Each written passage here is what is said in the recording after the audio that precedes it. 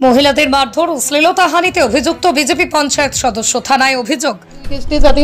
বলে যে তোমার টাকা পয়সা দিয়ে দিছি, জমিও দেবো না, টাকাও আমি দিয়ে ঘরের থেকে টানিয়ে ধরে আমাকে সবাই মিলে এসে মারধর করেছে। মহিলাদের মারধর করে শ্লীলতাহানি করার অভিযোগ উঠল বিজেপির এক পঞ্চায়েত সদস্যের বিরুদ্ধে।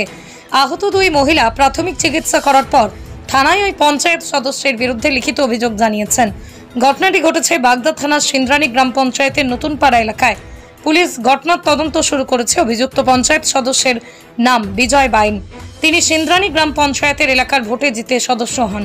অভিযোগকারী মহিলারা জানিয়েছেন, অভিযুক্ত ওই বিজেপি পঞ্চায়েত সদস্য বিজয় জমি দেওয়ার জন্য 1,30,000 টাকা নেয়, কিন্তু 2 বছর হয়ে গেলেও তিনি জমিও দিচ্ছেন না, টাকাও ফেরত দিচ্ছেন না। শুক্রবার রাতেই তার কাছে টাকা চাইতে গিয়েছিল মহিলা। অভিযোগ, তারপরেই সকালবেলায় লোকজন নিয়ে বিজয় বাইন ওই মহিলার উপরে এসে চড়াও হয়, বেধড়ক মারধর করে, জামাকাপড় ছিঁড়ে দেয়। ঠেকাতে গেলে তার দিদি ও বোনকেও বেধড়ক মারধর করা হয়। মহিলার বক্তব্য, আমি বিধবা অসহায় মহিলা, 2 বছর হলো আমার টাকা দিচ্ছে না, আমি ফেরত চাওয়ায় টাকা দিতে অস্বীকার করে প্রতিবাদ করেছিলাম, তাই বাড়িতে লোকজন নিয়ে এসে আমাকে, আমার বোনকে, দিদিকে বেধড়ক মারধর করে, দিদির পেটে লাথি মারে, জামাকাপড় ছিঁড়ে দেয়।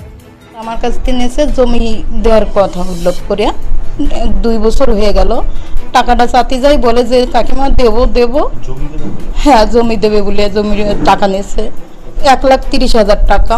সেই টাকা চাতে যাই, বলে দেবো, 2 কিস্তি চাতে যাই, বলে যে তোমার টাকা পয়সা দিয়ে দিছি, জমিও দেবো না, টাকাও আমি দিয়ে দিছি।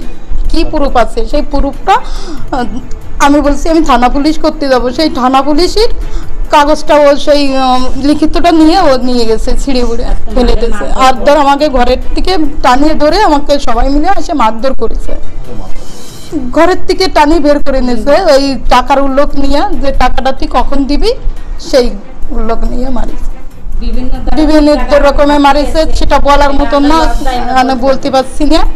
বিভিন্ন রকমের মারামারি করছে, চোরামারা করে দেয়।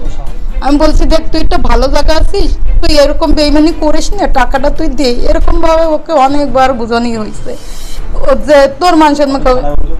হ্যাঁ, আমি থানায় অভিযোগ করেছি, পুলিশ এখনো আসে না। অভিযোগ অস্বীকার করেছে বিজেপির ওই পঞ্চায়েত সদস্য। তার বক্তব্য, তিনি বিজেপির পঞ্চায়েত সদস্য, তাই তৃণমূলের লোকেরা ওদেরকে এই সমস্ত অভিযোগ করতে থানায় পাঠাচ্ছে। এসব পুরো ভুল কথা বা মিথ্যে কথা, এই তৃণমূলের ষড়যন্ত্র এসব। তাই সেরকম আমি ওদের সঙ্গে কোনো কথাই বলিনি, বরঞ্চ কালকে এসে আমার সঙ্গে ওরা বদমাইশি করেছে। মেয়ে ছেলে মানুষ বলে আমি ওদেরকে কিছু বলিনি। বাজারে অনেক লোকজন ছিল সেই সময়, তারাও দেখেছে। আর ইভেন আমি ওদের বাড়িতেই যাইনি, তা শ্লীলতাহানি তো দূরে থাক। হ্যাঁ, আপনি একটু ভেরিফাই করে দেখবেন, আপনারা যে যাই আছে ভেরিফাই করে দেখবেন। সব তৃণমূলের লোকজন সাজিয়ে গুছিয়ে নিয়ে গেছে যে আমি যেহেতু বিজেপির একজন প্রতিনিধি, জনপ্রতিনিধি, সেই ক্ষেত্রে ওরা গেছে, গিয়ে ওরা ওদের মতো সাজিয়ে আমার নামে যা নিন্দা মন্দ করেছে। সিন্দ্রানী অঞ্চল তৃণমূল সভাপতি সৌমেন ঘোষ বলেন, এই মহিলারও অনেকে ভোটে দিয়ে জিতিয়েছেন, দীর্ঘদিন ধরে টাকা ফেরত দিচ্ছে না, টাকা চেয়েছিল তাই বেধড়ক মারধর করা হয়েছে। এটাই বিজেপির কালচার। এটা তো বিজেপির সংস্কৃতি, উনি তো বিজেপির মেম্বার। ঘটনাটা ঘটেছে যে সকালবেলা, আমি সকালবেলায় শুনলাম যে এরকম বিষয়, জমি দেবো বলে টাকা নিয়েছিল 1,30,000 টাকা। সে টাকা চাইতে এসেছিল কালকে বাজারে।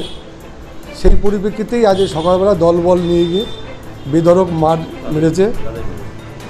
যা টাকা মহিলাকে, 2জন মহিলা, 2 বোনকে বেধড়ক মেরেছে এবং বিভিন্নভাবে অত্যাচার করেছে।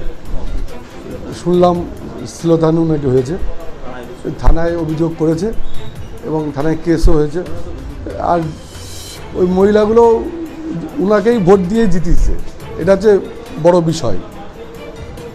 এটা তো বিজেপির সংস্কৃতি, বিজেপির কালচার, এটাই স্বাভাবিক।